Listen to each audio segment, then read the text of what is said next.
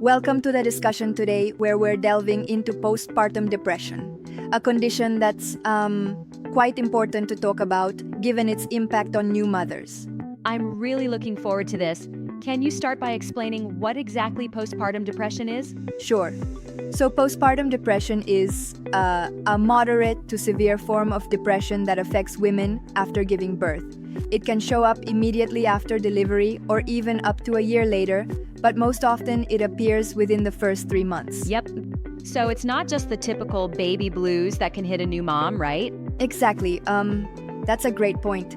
The so-called baby blues are very common in the first week or two. They're usually lighter and tend to fade on their own.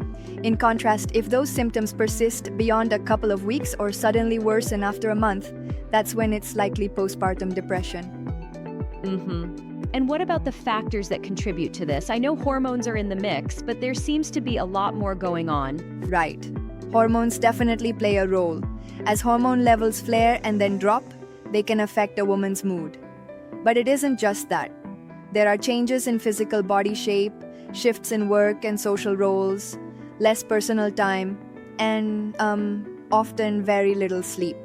All these non-hormonal factors, like worries about being a good mother or dealing with relationship stresses, can fuel the condition. That makes sense.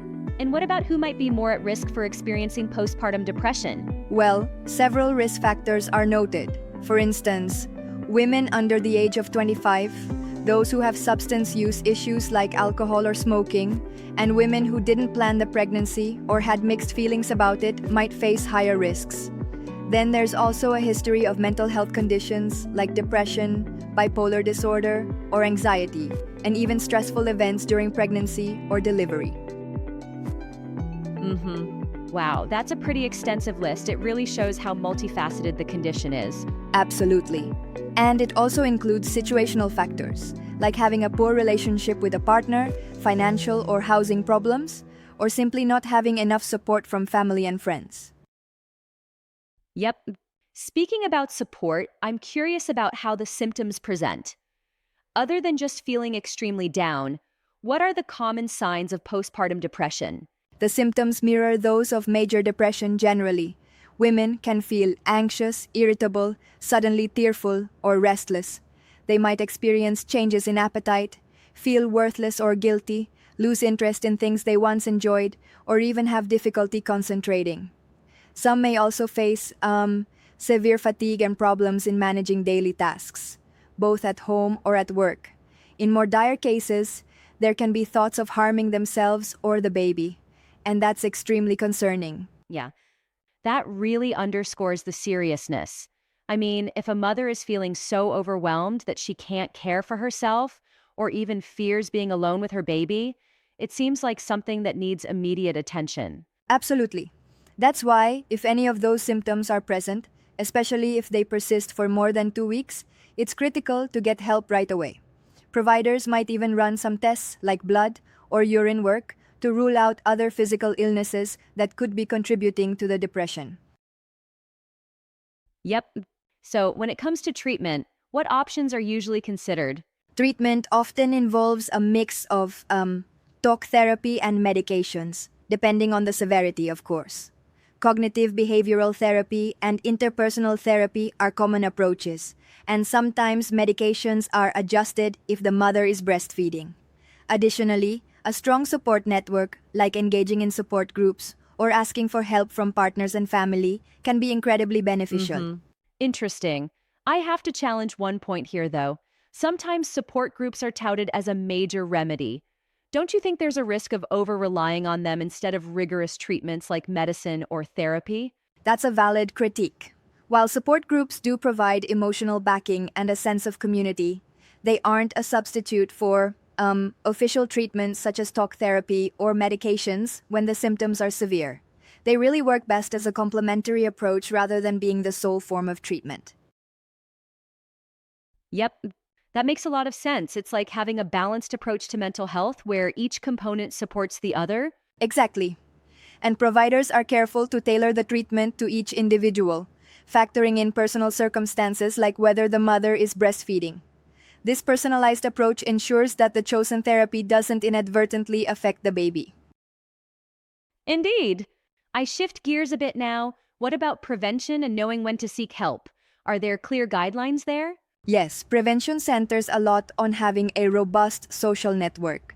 If a new mom has support from her partner, family, and friends, that can help reduce the severity of any depressive symptoms. However, the guidelines really stress immediate action if symptoms don't fade after 2 weeks or if they start intensifying. It's important for anyone experiencing these issues to seek out their provider promptly. Mm-hmm. It sounds like a situation where slight delays in getting help might lead to long-term consequences. Exactly. Left untreated, postpartum depression can last for months or even years, and, it carries the same long term complications as major depression. Not only does it affect the mother's well being, but it can also impact her ability to Right. care for her baby. And with that in mind, the importance of knowing when to call a professional becomes even clearer. Definitely. Another critical point is that no single test can diagnose postpartum depression. It's really about talking through the symptoms with a trusted provider. That clinical evaluation is key because many symptoms might initially mirror routine emotional fluctuations after delivery. Mm-hmm. That sounds both challenging and essential. It emphasizes why those initial conversations with a doctor or mental health specialist matter so much. Absolutely. And it's also why official resources like this one from Medline Plus are so valuable. They provide clear information about risk factors, symptoms, and when to seek help.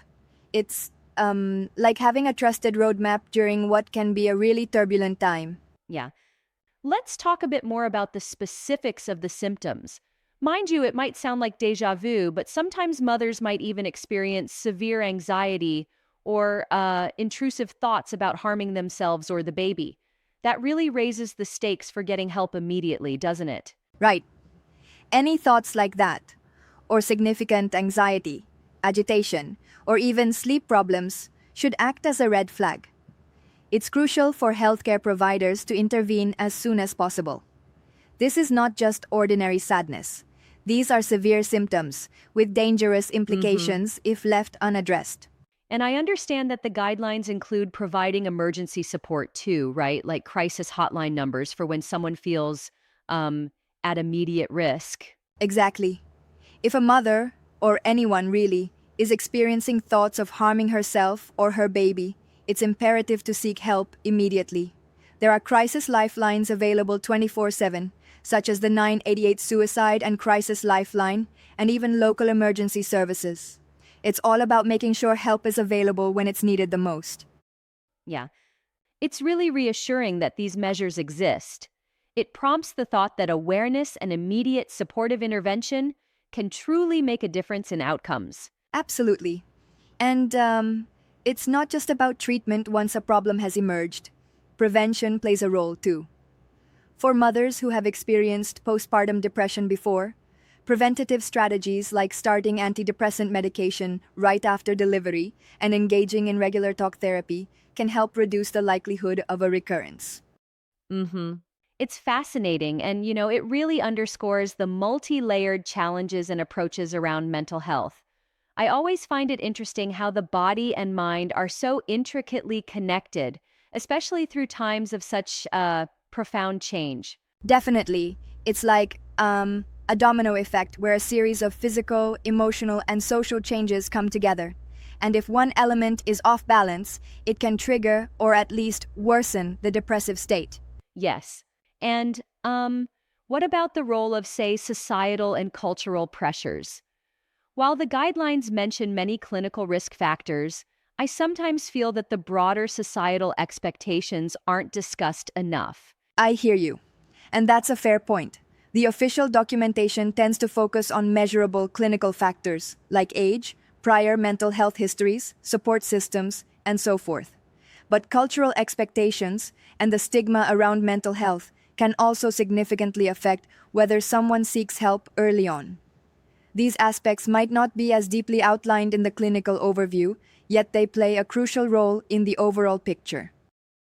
Mm-hmm. It's really important to consider the whole ecosystem in which a new mother is trying to navigate her emotional health. This conversation certainly sheds light on why a multifaceted approach, medical, emotional, and social is needed. Exactly. And wrapping this up, it highlights that while postpartum depression can be profoundly challenging, awareness, early intervention, and proper support, be it medical treatment or social support, can make all the difference. Yep.